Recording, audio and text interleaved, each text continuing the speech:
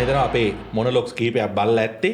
ඉතින් මේ අපේ අලුත්ම වැඩේ මේ වැඩේ ඇතුළේදී අපි කතා කරන්න බලාපොරොත්තු වෙනවා මුළු ලෝකේම කරන ක්‍රීඩා සම්බන්ධයෙන් ක්‍රීඩාවල තොරතුරු සම්බන්ධයෙන්.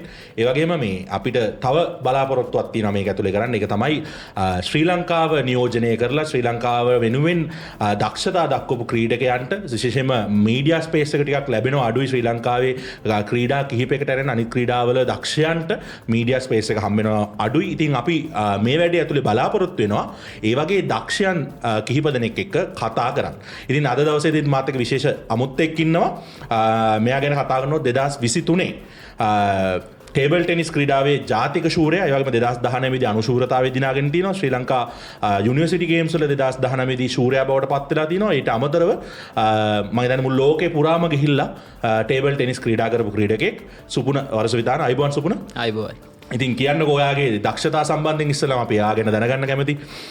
ඔව් මගේ නම සුපුන අස්ථාන එන්නේ අම්බලන්ගොඩ ඉඳන් පාසල් කාලේ ගත්තොත් මුලින්ම පාසලට යන්නේ අම්බලන්ගොඩ ධර්මාශෝක විද්‍යාලයට. එතනින් පස්සේ O level වලින් පස්සේ කොළඹ ආනන්ද විද්‍යාලයට එනවා.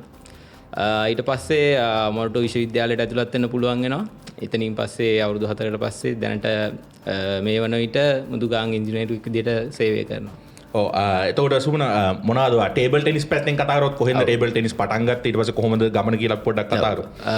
ටේබල් ටෙනිස් ගත්තොත් ඇත්තටම මම දැනට අවුරුදු 20ක් විතර ටේබල් ටෙනිස් ක්‍රීඩා කරනවා. ඒකට ප්‍රධානම හේතුවක් වෙන්නේ ටේබල් ටෙනිස් අපේ පවුලේ ක්‍රීඩාවක් වෙනවා. මොකද මම පටන් ගන්න කලින් මගේ අක්කා ඊට පස්සේ ඊටත් කලින් මගේ බාප්පා සීයා ඒ සියලු දෙනාම ටේබල් ටෙනිස් ක්‍රීඩා කරලා තියෙනවා. ඉතින් ඒ හින්දා ටේබල් ටෙනිස් කියන එක ඉතින් අලුත් ක්‍රීඩාවක් උන්නේ අපේ ගෙදරට. ඒ හින්දා මම ප්‍රී ස්කූල් යන කාලෙම තමයි ටේබල් ටෙනිස් පටන් ගත්තේ.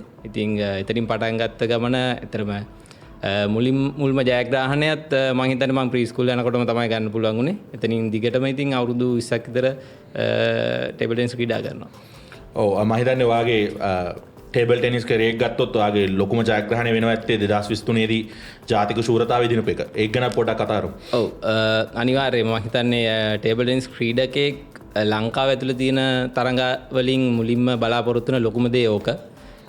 මමත් ඇත්තටම අවුරුදු කිහිපයක් ඕක ගන්න try කරා 2019 වසරේ ළඟටම ආවා. හැබැයි මට ඒක ගන්න අමාරු වුණා. හැබැයි ඊට පස්සේ මට නැවතත් 2023 වර්ෂයේ මට ඒක කරගන්න පුළුවන් වුණා. ඉතින් ගොඩක් සතුටුයි. කලාතුරකින් ලැබෙන දෙයක් හැමෝටම ලැබෙන්නේ නැහැ. ඉතින් ගොඩක් සන්තෝෂයි ගැන. ඒ වගේම අපි ගත්තොත් එහෙම අපි දකිනවා ඔයා ගොඩක් පිටරට ටුවර්ස් ගිහිල්ලා තියෙනවා. අපි පොඩ්ඩක් ඒව ගැනත් කතා කරමු. ඔයා මොනවද ගිහපු ටුවර්ස් සහ ඒ වගේද ඔයාට ලැබිච්ච කුසලාන සහතික ඒ වගේ ඒවා. ඔව්. මුලින්ම මං ජාත්‍යන්තර තරගයකට සහභාගී වුණේ 2013 වර්ෂයේ මම පාසල් යන කාලේ. ඉතින් එතකොට මට අවුරුදු 15යි. ඒ වෙනකොට 2013 වර්ෂයේ මට මුලින්ම ඉන්දියාවට යන්න පුළුවන් වුණා සවුත් ඒෂියන් චැම්පියන්ෂිප්ස් වලට. ඒකදී මම ටීම් ඉවෙන්ට් එක තමයි සෙල්ලම් කරේ. ඒකදී සිල්වර් මෙඩල් එක ගන්න පුළුවන් වුණා. එතනින් පස්සේ ඇත්තට මට දිගටම පාසල් මට්ටමේ ජාත්‍යන්තර තරඟ ගොඩක් යන්න පුළුවන් වුණා. 2014 ත් මම එම තරඟාවලියටම ගියා පාකිස්තානයට. එහිදීත් මට බ්‍රෝන්ස් මෙඩල් දෙකක් ගන්න පුළුවන් වුණා. ඊට පස්සේ 2016 එම තරඟාවලියට දකුණු ආසියානු තරඟාවලි දෙකටම යන්න පුළුවන් වුණා. තායිලන්තයට, සිංගප්පූරුවට. එතනදිත් මට විශේෂ අවස්ථාවක් ලැබුණා. 2016 සිංගප්පූරුවට ගියපු අවස්ථාවේ මම ජාතික යොවුන් කණ්ඩායමේ නායකයා විදිහට යන්න පුළුවන් වුණා. එතනින් පස්සේ මම විශ්වවිද්‍යාලයට ඇතුළත් වුණා 2019 ඊට පස්සේ මට පුළුවන් වුණා ඉතාලියට යන්න වර්ල්ඩ් යුනිවර්සිටි ගේම්ස්. මම හිතන්නේ ඒකත් හරිම කලාතුරකින් ලැබෙන අත්දැකීමක්. අනිත් කිසිදු තරඟාවලියක් වගේ නෙමෙයි. ඒකෙන් ලෝකෙන් ගොඩක් ක්‍රීඩකයන් සෑම ක්‍රීඩාවකින්ම එනවා. ඉතින් ඒකට අපි අඳුරන්නේ මිනි ඔලිම්පික් වගේ එකක් කියලා. යුනිවර්සිටි මට්ටමින් යන්න පුළුවන්. ඉතින් ලොකු අත්දැකීමක්. ඊට පස්සේ 2019 මට ප්‍රථම වතාවට ජාතික කණ්ඩායම නියෝජනය කරන්න පුළුවන් වුණා. ඉන්දුනීසියාවට ගියා. ඊට පස්සේ ඇත්තටම යුනිවර්සිටි වලිනුත් පස්සේ මම මගේ වෘත්තිය පටන් ගත්තට පස්සේ මට මර්කන්ටයිල් ටුවර්ස් දෙකක් යන්න පුළුවන් වුණා. මේ වසරේ ඇත්තටම දැන් මේ වසරේ ගියපු එකේ කණ්ඩායමේ නායකයා. ඉතින් එහෙදිත් මට සිංගල්ස් ඉවෙන්ට් එකේ බ්‍රෝන්ස් මෙඩල් එක ගන්න පුළුවන් වුණා. ඒවගේම මේ මර්කන්ටයිල් ගැන කතා කරන මම හිතන්නේ සුවිශේෂී කාරණයක් තියෙනවා මේ 9 වෙනි මර්කන්ටයිල් ටේබල් ටෙනිස් කුසලානයේදී ඔබ ඕපන් මෙන් සිංගල්ස් එක ඒ වගේම ඩබල්ස් එක සහ මික්ස් ඩබල්ස් එක කියන තුනේම රන් පදක්කම් දිනා ගන්නවා. ඒක ගැන මොකද හිතෙන්නේ? මම දන්නා තරමින් මම හිතන්නේ ඒ ප්‍රථම වතාව එහෙම දෙයක් වුණ ඉවෙන්ට්ස් තුනම ගහන්න පුළුවන් වුණ එක මට ඇත්තටම කියන්න ඕනේ සිංගල් ඉවෙන්ට් එකත් සහ මම මික්ස් ඩබල් එක එහෙම මගේ අක්කත් එක්ක ඊට පස්සේ ඩබල් එක ගහන්න පුළුවන් වුණා ඒත් ශ්‍රේණිගත කිරීම වල ඉන්න ඉහළ ක්‍රීඩකෙක් එක්ක. ඉතින් ඒ තුනම එකට ගන්න පුළුවන් එක ගැන හරිම ආඩම්බරයි. ඔව්. එතකොට දැන් අපි ගත්තොත් එහෙම ඔබ දැන් මේ වෙන විට ඔබ වැඩි අවධානයක් දීලා තියෙනවා ඔබේ රැකියාව වෙනුවෙන්. දැන් ඔබ ස්කෝලේ කාලේ ඉඳලා ගත්තොත් ඉතාමත් හොඳ ශූරයෙක් 2023 ජාතික ශූරයා වෙනවා. ඒ වගේම ඔබ ගොඩක් රටවල් වලට ගිහිල්ලා තියෙනවා. ඔබේ ස්කෝල් පාසල් කාලේ ඉඳලා ජාතික කණ්ඩායම වෙනකම්. ඇයි ඒ කියන්නේ දිගටම ඔබ ටේබල් ටෙනිස් වලින්ම ඒ කියන්නේ ජාතික කණ්ඩායමේ ඉඳලා ඒ කියන්නේ ප්‍රොෆෙෂන් එකක් විදිහට ටේබල් ටෙනිස් ඇයි ඔබ තෝරා නොගත්තේ? එක දෙයක් තමයි මට ඇත්තටම පාසල් කාලේදී නම් ඒක එච්චර ලොකුවට ඉෂුව එකක් වුණ නැහැ. ඒ කියන්නේ මම O levels කරද්දී A levels කරද්දී ලංකාවේ තියෙන දෙයක් තමයි O levels වලදී වගේ අනිවාර්යෙන් ක්‍රීඩාව නවත්තනවා. හැබැයි මම හිතන්නේ මට ක්‍රීඩාව හොඳටම වුණේ O levels කාලේදී. මොකද මගේ ෆස්ට් ටුවර්ස් ඔක්කොම ගියේ O levels කාලේදී. ඊට පස්සේ A level වලදී වුණත් ඇත්තටම මම කම්බයින් මැට්ස් කරේ. ඒකෙදිත් චැලෙන්ජස් වගේ තිබුණා ඇත්තටම නැතුව නෙමෙයි. හැබැයි 2016-17 වර්ෂයේත් මට මතකයි අවුරුද්දක් A levels වලට අවුරුද්දක් තියෙද්දිත් මම ටුවර්ස් 3ක් ගියා එක ළඟ මාස 3ක. ඒකෙදි ගොඩක් දේවල් මිස් වුණා. හැබැයි කොහොම හරි පුළුවන් වුණා ඒක බැලන්ස් කරගන්න.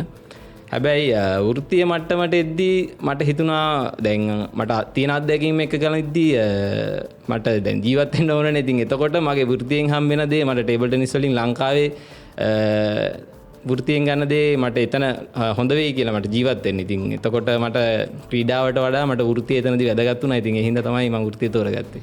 ඇත්තටම දැන් අපි කතා කරොත් මේ වගේ දක්ෂතා දක්වලා ඊට පස්සේ ඇයි අපිට ඒ කියන්නේ ඊළඟ මට්ටමට ඒ කියන්නේ ඔලිම්පික් මට්ටමට එහෙම නැත්නම් ඔලිම්පික් පදක්කමක් කරා යන්න මොනවද තියෙන ලංකාවේ ටේබල් ටෙනිස් පැත්තෙන් තියෙන මොනවද බාධක? මුලින්ම මම හිතනවා ඇත්තටම මම දැන් වර්තමානය ගැන මම දන්නේ නැහැ ඇත්තටම. මම සෙල්ලම් කරපු කාලේ නම් කාලේ කියන්නේ මම තවමත් සෙල්ලම් කරනවා. හැබැයි මම පීක් එකේ හිටපු කාලේ කිව්වොත් හරි ඒ කාලේ වෙද්දී මට හිතෙනවා ලංකාවේ TT වල හරියට ප්‍රොසෙස් එකක් තිබුණේ නැහැ කියන. ඒ කියන්නේ අපි උදාහරණයක් විදිහට ගත්තොත් මම උදාහරණයක් කියනවා. ඒ කියන්නේ මට මගේ ෆස්ට් ටයිම් කොමන්වෙල්ත් ගේම්ස් යන්න පුළුවන් වුණා කියන්නේ මම එහෙන් UK වල තිබ්බා 2022. එතකොට එහෙන්ුත් ලෙටර් එකක් ආවා මෙන්න මේ කියන ක්‍රීඩකයා මේ අවස්ථාවට සහභාගී වෙන්න පුළුවන්. ඒ සියලු දේවල් මම වීසා සඳහා අයදුම් කරා. ඒ සියලු දේවල් ලැබුණා. ඊට පස්සේ කණ්ඩායමකට ඇරවුම් ලැබුණා එහෙන්. එතකොට ඒ කණ්ඩායමෙත් මම හිටියා. අවසානයේදී උනේ හරි අවාසනාවන්ත දෙයක්. ටේබල් ටෙනිස් වලට විතරක් සිලෙක්ට් වෙලත් කිසිම ක්‍රීඩකයෙක්ට ලංකාවෙන් යන්න බැරි වුණා ඒ තරඟාවලියට. මම හිතන්නේ කොමන්වෙල්ත් ගේම්ස් කියන්නේ ඉතින් ඔලිම්පික් වලට පහළ තියෙන තරඟාවලිය. ඉතින් ඒ වගේ දෙයක් ඒ කියන්නේ කිසිම සහයෝගයක් කියන්නේ කවුරුත් කැමැත්තෙන් ඉදිරිපත් වෙලා ඒ දේවල් විසඳන්න කවුරුත් නැහැ ලංකාවේ TT වල. ඉතින් මම වර්තමානය ගැන නම් මම ඇත්තටම දන්නේ නැහැ. වර්තමානයේ මම හිතන එක දෙයක් තමයි කලින්ට වැඩිය හොඳයි කියන එක. දැන් පොඩි ළමයි වුණත් මට පේනවා TT වලට අමතරව දැන් ෆිසිකල් ෆිට්නස් ඒ දේවල් සියලු දේවල් ගැන පොඩ්ඩක් අවධානය යොමු කරලා තියෙනවා කලින්ට වැඩිය. මට හිතෙනවා ඒක හොඳ දෙයක්. කෝචස්ලා වුණත් මේ ඉස්සර ඉතින් කෝචස්ලා TTම ගැස්සුවට මට දැන් හිතෙනවා කෝචස්ලාගේ මනසත් වෙන පැත්තකට හැරලා තියෙනවා. ඒගොල්ලොත් හිතනවා මේක ෆිසිකල් කරන්න ඕන. ඒ දේවල් එක ගියොත් ඉදිරියට විතරයි ඒ දේවල් කරොත් විතරයි යන්න පුළුවන් කියන එක ඉතින් හිතලා තිනවා. මට හිතෙන්නේ ඒක හොඳ දෙයක්. ඔව් මම එහෙම ඒක තමයි. එතකොට ඒ කියන්නේ 2022 කියන්නේ යන්න බැරි වුණේ මොකක් හරි ඔව් ඇත්තටම මේ උනේ සිලෙක්ට් වෙලා හිටපු ක්‍රීඩකයන් දෙදෙනෙක් වෙන රටකට ගියා. ඒක ඇසෝසියේෂන් එක දන්නෙත් නැහැ. එතකොට ඇසෝසියේෂන් අපේ ඔලිම්පික් කමිටුව එකෙන් කිව්වා ඉතින් දෙන්නෙක් ලංකාවේ නැතුව කොහොමද ටීම් එක යවන්නේ කියලා. අවසානයේදී මට ඉන්ඩිවිජුවල් ඉවෙන්ට් එකටවත් යන්න බැරි වුණා අර ක්‍රීඩකයන් දෙන්නගේ වෙච්ච දේ නිසා. ඔව්. හරි. එතකොට දැන් අපි ගත්තොත් අපි දකුණු ආසියානු මට්ටමේ ශ්‍රී ලංකාව ටිකක් ඉතාමත් හොඳින් ක්‍රීඩා කරමින් ඉන්නවා. හැබැයි ආසියානු මට්ටමට ගියාම අපි ඒ දක්ෂතා ඒ විදිහටම දකින්න. මොකද අපි දන්නවා චීනය වගේ රටවල් ඉතාමත් හොඳින් ටේබල් ටෙනිස් ක්‍රීඩා කරනවා. මේ වගේ මේ චීනයේ ඉන්න ක්‍රීඩකයෝ දැන් නම්බර 1 ක්‍රීඩිකාව ගත්තොත් වැඩිපුර චීනෙන් තමයි බිහි වෙන්නේ. මේ චීනයේ ඉන්න ක්‍රීඩිකාවෝයි අපේ ක්‍රීඩිකාව අතර ඔයා දකින්න විදිහට තියෙන ලොකුම වෙනස මොකක්ද? පොඩි නිවැරදි කිරීමක් මට හිතෙන්නේ දකුණු ආසියාවෙත් ඉන්දියාව ගත්තොත් දැන් ඉන්නේ වෙනම ලෙවල් එකක. ඒකට ලොකු හේතුවක් තමයි මට කලිනුත් කියන්න බැරුණා. දැන් අපි ඔය අහුවනේ මගෙන් අපිට තියෙන දේවල් මොනවද කියලා. අයි අපිට බැරි වගේ එකක්. ඉතින් ඒකෙදි මට හිතෙන්නේ මම කලින් කිව්වා වගේ ප්‍රොසෙස් එකක් නෑ. අපි මොකක් හරි ටූර්නමන්ට් එකට යනකොට මාස 3කට කලින් හොඳ ප්‍රැක්ටිස් සෙෂන් එකක් දානවා ඒගොල්ලෝ එන්න කියලා. ඉතින් මේ මාස 3 ප්‍රැක්ටිස් කරලා අපි ටුවර් එක යනවා. ඉතින් මම හිතන්නේ ඒක සාර්ථක ක්‍රමයක් කියලා ටුවර් එකකට යන්න. කලින් මම හිතන්නේ දැන් අපි ක්‍රිකට් වල වගේ අපිට පුළුවන් නම් ක්‍රීඩා සංචිතයක් දාලා ඒගොල්ලන්ට යම්කිසි ගාණක් මානසිකව ගෙවලා එහෙම කරන්න පුළුවන් නම් මම හිතන්නේ ක්‍රීඩකයෝත් කැමති වෙයි. ඒගොල්ලන්ටත් කීයක් හරි හම්බ වෙනවා. ඉතින් එහෙම කරත් මම හිතන්නේ ක්‍රීඩකයෝ හැම වෙලේම ටේබල් ටෙනිස් එක ඉදී සමහර අය රස්සාව දාලා TT වලට ආසයට ඒක එකක්. චීනය ඉන්දියාව වගේ ගත්තොත් දැන් ඔලිම්පික් වලට යන්න මේ පාර අවස්ථාවක් තිබුණා ලංකාවේ අයට. ඇත්තටම සහභාගී ඒ කියන්නේ අපෙන් නේපාලයට ගියා ඔලිම්පික් සඳහා සහභාගී වෙන තේරීම් තරඟවලට. ඒකදී ඇත්තටම ඉන්දියාවවත් හිටියේ නැහැ. මොකද දැන් ඔලිම්පික් වලින් දකුණු ආසියාවෙන් වෙනම තෝරනවා. ඉතින් ඒකට ඉන්දියාවෙන් ප්ලේයර්ස්ලා එක්කෙනෙක්වත් ආවේ නැහැ. මොකද ඒගොල්ලෝ ඔල්රෙඩි සිලෙක්ට් කියන්නේ ඉතින් ඒගොල්ලෝ ඉන්න තැන ඉතින් එතනින්ම හිතාගෙන පුළුවන්. ඒ කියන්නේ දැන් අපිත් එක්ක ක්‍රීඩා කරපු ක්‍රීඩිකාවක් ඉන්නවා අපේ වයස්වල වගේ වර්ල්ඩ් රෑන්කින් මුල් 10-15 ඇතුළත ඉන්නවා. ඒගොල්ලෝ කරන්නේ ඉතින් ඒගොල්ලන්ට කෝචස්ලා එනවා. ඊට පස්සේ ෆිසිකල් ඒගොල්ලෝ ටුවර් එකක් ටූර්නමන්ට් එකකට යන්න ඉන්නවා නම් කලින් මාස 3-4කට කලින් ඒගොල්ලෝ වෙන රටකට ගිහිල්ලා පුහුණුවීම් කරනවා. ඒ වගේ ඒගොල්ලන්ට හොඳ ප්‍රොසෙස් එකක් තියෙනවා. ඉතින් මම හිතන්නේ ලංකාවේ ආර්ථික මට්ටමින් සහ දැන් මේ තියෙන ප්‍රොසෙස් එක අනුව ඒ තත්ත්වයට යන ටිකක් කල්යයි කියලා මට හිතෙනවා. ඉතින් ඒ දේවල් එක තමයි මම හිතන්නේ අද TT මේ වගේ තැනක තියෙන්නේ. ඔව් ඒකට තව උදාහරණයක් තමයි දැන් මට ඔබ ගැන තොරතුරු ගන්න ඕන වුණාමුණත් ඒ තරම් ලේසියෙන් ලංකාවේ හොයාගන්න බෑ නැත්නම් අපි ක්‍රිකට් කෙනෙක් ගත්තොත් තාමත් ලේසි. මේකට ක්‍රමවේදයක් හැදෙන්න ඕනේද නැද්ද? ඒ කියන්නේ මේක පොපියුලරයිස් කරන්න මොකක් හරි ක්‍රමවේදයක් හැදෙන්න ඕනේ කියලා ඔබ හිතන්නේ නැද්ද? අනිවාර්යයෙන් මම හිතන්නේ මේක ප්ලේයර්ස්ලාට ලොකු අවස්ථාවක්. ඒ කියන්නේ දැන් මට පර්සනලි ගත්තොත් මම ක්‍රීඩාවක් විදිහට ටේබල් ටෙනිස් කරාට මගේ පෞද්ගලික ජීවිතේට ගොඩක් දේවල් TT හින්දා හම්බෙලා දිනවා. හැබැයි ඒක අර ක්‍රීඩකයෙක් වුණත් මොටිවේට් වෙන්න ඕන යා ටිකක් ඒක ඒ දේ කරන්න. ඉතින් මට හිතෙනවා දැන් ඔයා කරන දේ වුණත් මෙතන ලොකු දෙයක් එහෙම කාව හරි ගෙන්නලා මේක ප්‍රොමෝට් කරන එක. ඉතින් ඒක ක්‍රීඩකයෙක්ටත් සහ ඒ ලංකාවේ ක්‍රීඩාවටත් ලොකු දෙයක්. ඒ කවුරු හරි දැකලා මෙහෙම දේවල් කරන්න පුළුවන් කියලා ඒගොල්ලන්ට හිතෙන එක ඇත්තටම හොඳයි. ඊට අමතරව ඉතින් ඇසෝසියේෂන් එක පැත්තෙන් තමයි ඉතින් මට හිතෙන්නේ දේවල් කරන්න පුළුවන්. ඉතින් ගොඩක් දෙමාපියන් ඉන්නවා තමන්ගේ පෞද්ගලික ධනය මේකට යොදවලා දැන් ප්‍රැක්ටිස් කරන්න වුණත් මේ ගොඩක් වියදම් කරනවා. මාරු විදිහට වියදම් කරනවා. එතකොට මේකේ ටේබල් ටෙනිස් රැකට් එකක් ගත්තත් රබර්ස් ගත්තා සපත්තු දෙකේ ඉඳන් ගත්තත් ලොකු වියදමක් යනවා. ඉතින් ඒ වගේ දේවල් වලට ක්‍රීඩකයන්ට කොහොම හරි සපෝට් කරන්න පුළුවන් නම් මම හිතන්නේ ලොකු දෙයක්. දැනටත් හැබැයි මම දන්නා තරමින් ටේබල් ටෙනිස් ඒ කියන්නේ ක්‍රීඩා අමාත්‍යාංශයෙන් යම්කිසි දීමනාවක් දෙනවා මාසිකව.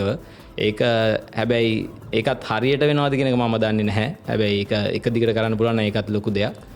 ඔව් ඒ දේවල් තමයි. ඔබ දන්නා ආකාරයට කියන්නේ අපි ශ්‍රී ලංකාව විදිහට ටේබල් ටෙනිස් වලින් අපි ලබලා තියෙන ලොකුම ඇචීව්මන්ට් එක මොකද්ද මේ ඔබ දන්න ඉතිහාසය තුලදී? මම හිතන්නේ මම දන්නා තරමින් ඇත්තටම නැෂනල් ලෙවල් එකේ කියන්නේ අපි සීනියර් ලෙවල් එකේ ගත්තොත් අපිට ඒෂියන් වල ඇත්තටම කම්පීට් කරන්න අමාරුයි. හැබැයි අපි සාග් ගේම්ස් කියොත් නම් සිල්වර් මෙඩල් අනිවාර්යෙන් ගන්නවා. ඊට අමතරව ඇත්තටම මගේ අත්දැකීමෙන් මට කියන්න පුළුවන් එකපාරක් 2015 මට මතක විදිහට අපේ වයසේම ක්‍රීඩකයෙක් ඉන්දියාවේ ප්ලේයර් කෙනෙක්ට එක මැච් එක වින් කරලා යාට ගෝල්ඩ් මෙඩල් එක ගන්න පුළුවන් වුණා සවුත් ඒෂියන් එකක. මම හිතන්නේ මුලින්ම ඒක කරන්න පුළුවන් වුණේ ඔහුට. ඊට පස්සේ 2016 ඇත්තටම අපිටත් කරන්න පුළුවන් වුණා. ඔව් මම හිතන්නේ ජූනියර් මට්ටමින් ගත්තොත් ඒක සීනියර් මට්ටමින් ඇත්තටම අපි සාග් අපිට ගහන්න පුළුවන් මෙඩල් එකක් ගේන්න පුළුවන්. හැබැයි ඒෂියන් හරි වර්ල්ඩ් චැම්පියන්ෂිප් හරි ගියොත් අපිට ඇත්තටම අමාරුයි. ඒෂියන් කන්ට්‍රීස් ගත්තොත් ඇත්තටම චයිනා, කොරියා, ජපාන් කියන්නේ ඒගොල්ලෝ කොහොමත් උඩ ඉන්නේ. ඉතින් ඒ වගේ අවස්ථාවකදී ඇත්තටම අපිට හරි අමාරුයි ඒගොල්ලොත් එක දැනට තියෙන ලෙවල් එකෙන් ක්‍රීඩා ගන්න හරිම අමාරුයි. එතකොට ඒ කියන්නේ ඒක පුහුණුවීම් නිසාම විතරක් වෙන දෙයක්ද නැත්නම් ඒකට තාක්ෂණයේ බලපෑමක් තියනවද කොහොමද ඔබ දකින විදිය? මම හිතන්නේ ටේබල් ටෙනිස් වලට තවමත් තාක්ෂණය එහෙම ලොකුවට බලපෑමක් වෙලා නැහැ කියන එක. මොකද දැන් අපි වීඩියෝස් ඕන තරම් දකිනවනේ. ඒතර චයිනීස් ප්ලේයර්ස්ලා අමුතු දේවල් පාවිච්චි කරන්නේ නැහැ. ඒගොල්ලොත් ඉතින් අපේ ටේබල් එකේම අපේ රැකට්ස් වලින්ම තමයි ඒගොල්ලොත් ප්ලේ කරන්නේ. අපි රැකට්ස් ගත්තත් ඉතින් ඒගොල්ලොන්ට එන රැකට්ස් අපිටත් එනවා. ලංකාවෙත් තියෙනවා. එහෙම භාණ්ඩවල එහෙම කිසිම වෙනසක් නැහැ. හැබැයි අර ඒගොල්ලෝ වෙන මහන්සිය සහ ඒගොල්ලොන්ගේ මං හිතන්නේ ඒගොල්ලොන්ගේ කෝචස්ලාගේ තියෙන එක්ස්පීරියන්ස් එක ඒක වෙනස් වෙන්න ඕනේ අනිවාර්යෙන්. මොකද ඒගොල්ලෝ මං හිතන්නේ දවසකට පැය 6ක් එක දිගට ඒ කියන්නේ උදේ පැය 3ක් හවස පැය 3ක් ඊට අමතරව ඒගොල්ලොන්ගේ ෆිසිකල් ෆිට්නස් වලට වෙනම පැය 2ක්. ඒ කියන්නේ ඒගොල්ලොන්ගේ දවස ඒගොල්ලෝ TT වලට වෙන් කරලා තියෙනවා. ඉතින් අපිට ලංකාවේ ඉතින් එහෙම දෙයක් කරන්න නැතරම් බැරි හින්දා මං හිතනවා එතන ලොකු ගැප් එකක් තියෙනවා. ඒවගේම දැන් ඔබ අධ්‍යාපනය වුණත් තාමත් හොඳින් කරලා දැන් මේ වෙද්දී ඉංජිනේරුවෙක් විදිහට කටයුතු කරනවා කියලා කිව්වා. එතකොට මේ ටේබල් ටෙනිස් කියන එක කොහොමද ඔබට අධ්‍යාපනය සමබරව කරගෙන යන්න උදව් වුනේ? ඔව් අර මම කලින් කිව්වා වගේ ඇත්තටම මම පාසල් කාලේදී මට ටේබල් ටෙනිස් නිසා කිසිම දෙයක් ඒ කියන්නේ අතපසු වුණා කියලා මම කියන්න කැමති නැහැ. ඉතින් ඒක කොහොම හරි කරගන්න පුළුවන් වුණා මට. ගොඩක් දේවල් අතපසු වුණත් කරගන්න ටේබල් ටෙනිස් අර මම පෞද්ගලිකව දකින විදිහට වෙන ක්‍රීඩාවක් වගේ නෙමෙයි. අධ්‍යාපනයත් එක්ක අනිවාර්යයෙන්ම බැලන්ස් කරන්න පුළුවන් එකක්. ලංකාවේ විශේෂයෙන්. හින්දා මම හිතන්නේ ලොකු දෙයක් ටේබල් ටෙනිස් ක්‍රීඩකයෙක්ට අධ්‍යාපනයත් එක්ක යන්න ඕන නම් වෙනම ලොකු දෙයක් කරන්න ඕනේ කියලා මම හිතන්නේ. ඇත්තටම සම්බරව කරගෙන යන්න පුළුවන්.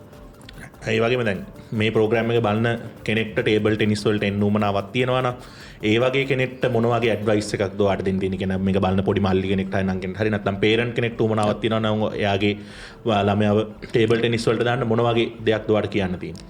ඔව් අනිවාර්යයෙන්ම ටේබල් ටෙනිස් මම කලින් කිව්වා වගේ අපි ගත්තොත් මානසිකව වුණත් ෆිසිකලි වුණත් අපිට ඕන දෙයකට ඇත්තටම හොඳටම ගැලපෙන ක්‍රීඩාවක් මේක. ඒ කියන්නේ අධ්‍යාපනය කරන කෙනෙක් වුණත් නැති කෙනෙක් වුණත් වර්ක් කරන කෙනෙක් වුණත් අපිට මොකක් හරි ස්ට්‍රෙස් නම් අපිට ඇත්තටම දැන් ටේබල් ටෙනිස් ගහනවා කියන එක ගොඩක් අය කරන දෙයක්. ඒ කියන්නේ කොහේ හරි එයා ටේබල් ටෙනිස් කරලා නැති වෙන්න පුළුවන්. හැබැයි මම දැකලා තියෙනවා අපේ ඉන්ඩස්ට්‍රි එකේ ගොඩක් කම්පැනිස් වල ටේබල් ටෙනිස් ටේබල් එකක් තියෙනවා. මං හිතන්නේ ඒක ගොඩක් මානසිකවත් බලපානවා. ඒ වගේ ක්‍රීඩාවක් කරන්න පුළුවන් කෙනෙක් ඉතින් ඒක දිගට කරගෙන ගියත් මම හිතන්නේ දෙමාපියන්ටත් කියන්න තියෙන්නේ නම ලංකාවේ ගත්තොත් දෙමාපිය අතරත් පොඩි අර තරංගයක් වැඩි කමක් තියෙනවා. ඉතින් විශේෂයෙන් මේ කොළඹවට සහ ටේබල් ටෙනිස් ලංකාවේ ගොඩක් තියෙනවා. කොළඹ, අම්බලන්ගොඩ, නුවර ඔය වගේ ප්‍රදේශ. ඉතින් ඒ එහෙම තරංගය තමන් එක්ක මිසක් මම හිතන්නේ අනිත් ක්‍රීඩයන් එක තරඟ කරන්න දෙයක් නෑ මේකේ. මේක ආත්මාර්ථකාමී ගේම් එකක් තමයි. මොකද තනියෙන් මේක සෙල්ලම් කරන ඉඳ. හැබැයි මම හිතන්නේ මේ කවදාවත් තනියෙන් ප්‍රැක්ටිස් කරන්න පුළුවන් කියලා. මොකද අනිවාර්යයෙන් මම පෞද්ගලිකව දන්න දෙයක් හිතන දෙයක් තමයි මේක අනිවාර්යයෙන් සෙල්ලම් කරන්න ඕනේ තවත් ඒ වගේම ක්‍රීඩකයෝ ටිකක් එක්ක. එතකොට ඉතින් අන්තිමට මැච් එකේදී Taman තනියෙන් ගහනවා වුණාට Taman අවට අනිවාර්යෙන් ලොකු සෙනගක් ඉන්න ඕනේ.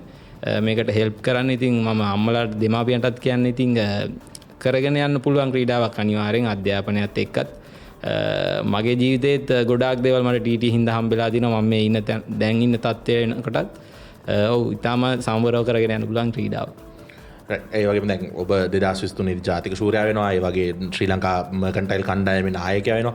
ඉතින් මේ ගමන දිහා බලනකොට මම හිතනවා ඔබට මතක් කරන්න කිහිප දෙනෙක් ඇති අනිවාර්යයෙන්ම. ඉතින් අපි ඔබට ඒ අවස්ථාව ලබා දෙන්න. ඔව් අනිවාර්යෙන්ම මුලින්ම මතක් කරන්න ඕනේ අගේ දෙමාපියන් දෙන්න. ඉතින් මුලින්ම අම්මා තාත්තා අවුරුදු 20ක් වුණාට අපේ අක්කා එතකොට තවත් අවුරුදු 4ක් විතර. එතකොට එයා අවුරුදු 24ක්. මට තාම මතකයි අදටත් අපි මැච් එකක් ගියොත් මට අවුරුදු 26ක්. හැබැයි අදටත් මම මැච් එකක් ගියොත් තාමත් අම්මා එනවා. මම අම්මත් එක්ක තාම මැච් යන්නේ. ඒක ඇත්තටම ලොකු සපෝට් එකක් වුණා. මගේ මල්ලිත් ක්‍රීඩා කරනවා. අපි තුන්දෙනාම ජාතික මට්ටමේ ඉන්නවා මේ වෙනකොට. අක්ක නම් දැන් සෙල්ලම් කරන්නේ නැහැ. මායි මල්ලි දෙන්නම. ඉතින් අදටත් අක්ක නැතත් අපි කොල්ලෝ දෙන්නෙක් කියලා ඒත් අම්මා එනවා අනිවාර්යෙන් මැච් එකට. ඉතින් ඒකට අනිවාර්යෙන් ස්තුතිවන්ත වෙන්න ඕනේ. ඒ වගේම තාත්තටත්. ඊට පස්සේ කෝචස්ලා ගත්තොත් ඇත්තටම මට ගොඩක් කෝචස්ලා හිටියා. මොකද මගේ පාසල් දෙකක් සහ මට පෞද්ගලික පුහුණුකරුවන් හිටියා. එතකොට ඇත්තටම පෞද්ගලික පුහුණුකරුවෙක් විදිහට ගත්තොත් නිශාන් පෙරේරා මහත්තයා අනිවාර්යෙන් මතක් කරන්න ඕනේ. ඉස්කෝල දෙකේ ගත්තොත් චතුරස පුදුස ඊට පස්සේ ආනන්ද විද්‍යාලයට ගියොත් තවත් වෙනම ගුරුවරුන් සෙට් එකක් හිටියා. ඉතින් ඒ සියලු දෙනාටම ස්තුතියි සහ ගොඩක් කට්ටිය මට උදව් කරා මේකට. මං වටේ හිටපු අය මම මේ වන විට ඇත්තටම කෝච් කෙනෙක් යටතේ නෙමෙයි ප්‍රැක්ටිස් කරන්නේ. ඇත්තටම මම අම්බලන්ගොඩ ගියොත් ඒ වගේම ක්‍රීඩකයන් ටිකක් එක තමයි ප්‍රැක්ටිස් කරලා මැච් එකක් ගහන්න යන්නේ. ඉතින් ඒ සියලු දෙනාටම ස්තුතියන්ත දෙන්න ඕනේ. රයිට්. දැන් ඔබට ටේබල් ටෙනිස් පැත්තෙන් දැන් ඊළඟට තියෙන සිහින මොනවද? ඊළඟට තියෙන සිහින ඇත්තටම මම ජාතික ශූරයා වුණාට පස්සේ මට ඇත්තටම ටේබල් ටෙනිස් කියන එක ඇත්තටම ඇති වුණා. මොකද ලංකාවේ මට තේරුණා මට මේකෙන් යන්න පුළුවන් තරම. හැබැයි ගිය අවුරුද්ද හැබැයි අපි ඔලිම්පික් වලදී ඔලිම්පික් තෝරන විදිහ පොඩ්ඩක් වෙනස් වුණා කියන එක අපිට දැනගන්න පුළුවන් වුණා. දැන් ඔලිම්පික් යන ඇත්තටම අවස්ථාවක් තියෙනවා වෙනදාට වැඩිය. මොකද දැන් ඔලිම්පික් සවුත් ඒෂියන් රීජන් එකෙන් කියලා වෙනම ක්වොලිෆිකේෂන්ස් ගහනවා. ඒ කාලේ එහෙම තිබුණ නෑ ඇත්තටම. අනික මේ පාර අපේ ක්‍රීඩකයන් 4 දෙනෙක්ට ලොකු අවස්ථාවක් තිබුණා. මට මතකයි අපිත් එක්ක ඒගොල්ලෝ නේපාලේ ගිහලා ක්වොලිෆිකේෂන්ස් ගැහුවා. අපේ විමෙන්ස් ටීම් එකෙන් ගියපු ක්‍රීඩිකාව ෆයිනල්ස් ආවා. ඒ ක්වොලිෆිකේෂන් එකේ ෆයිනල්ස් ආවා. මෝල්ඩීව්ස් වල ගර්ල් කෙනෙක් එක්ක තමයි ගැහුවේ. ඒ මැච් එකත් 5 සෙට් ගිහලා පෙරදිලා තිබුණේ. ඒක දින්න නම් එයා ඔලිම්පික් යනවා. හැබැයි ඊට පස්සේ මාස 2කට පස්සේ සවුත් ඒෂියන් වලට ඒ මෝල්ඩීව්ස් ළමයා ලංකාවට ආවා. හැබැයි ළමයා මෝල්ඩීව්ස් ළමයට ගැහුවා. ඒ කියන්නේ අරයටත් අනිවාර්යෙන් ඔලිම්පික් යන chance එකක් තිබ්බා. මේ අපිත් එක්ක සෙල්ලම් කරන ළමයි. ඉතින් මට හිතෙන්නේ ඔලිම්පික් යන දැන් ලොකු chance එකක් තියෙනවා. ඉතින් එතනදී මට පොඩි ආසාවක් හිතුණා. තව අවුරුදු 4ක ඉතින් ආයි ඔලිම්පික් එනවා. ඉතින් මටත් පුළුවන් නම් ඒකට යන ලොකු දෙයක් කියලා. ඉතින් පොඩි බලාපොරොත්තුවක් තියෙනවා ඒ ගැන. හැබැයි ලොකු බලාපොරොත්තුවක් නෙමෙයි. මොකද ගිය ජාතික ශූරයා වෙනකොටත් ඇත්තටම මගේ ෂෝල්ඩර් එක ඉන්ජරි එකක් ආවා. ෂෝල්ඩර් එක ඩිස්ලොකේට් වෙනවා. ඉතින් ඒ ප්‍රශ්නත් එක්ක පොඩි බලාපොරොත්තුවක් තියෙනවා. බලමු. එතකොට එහෙම ඔබට දැන් ඔලිම්පික් සීනේ හැබෑ කරගන්නවා නම් ඔබට ඒකට මොනවද තියෙන බාධා විදියට ඔබ දකින්නේ? දැන් නම් ඇත්තටම තියෙන බාධාව ඉතින් වෘත්තිය තමයි. මොකද ජොබ් එකක් කරන්න මම ඔලිම්පික් බලාපොරොත්තුෙන් ඉන්නකොට කවුරුත් මට සල්ලි දෙන්නේ නැහැ. ඉතින් ඔලිම්පික් බලාපොරොත්තුෙන් ඉන්නකොට වියදම් වල ටිකත් මම කව කරගන්න බෑ. ඉතින් අනිවාර්යෙන් වෘත්තිය තමයි. ඉතින් ඒක අසතුටෙන් කරන්නේ නැහැ දැන් ඇත්තටත්. ඒකත් කරගෙන ඉතින් කොහොම හරි කරන් තමයි බලාපොරොත්තු. I think අපි ස්තුතිවන්ත වෙනවා ඔබට අද වැඩසටහන එක් වෙච්ච එක ගැන.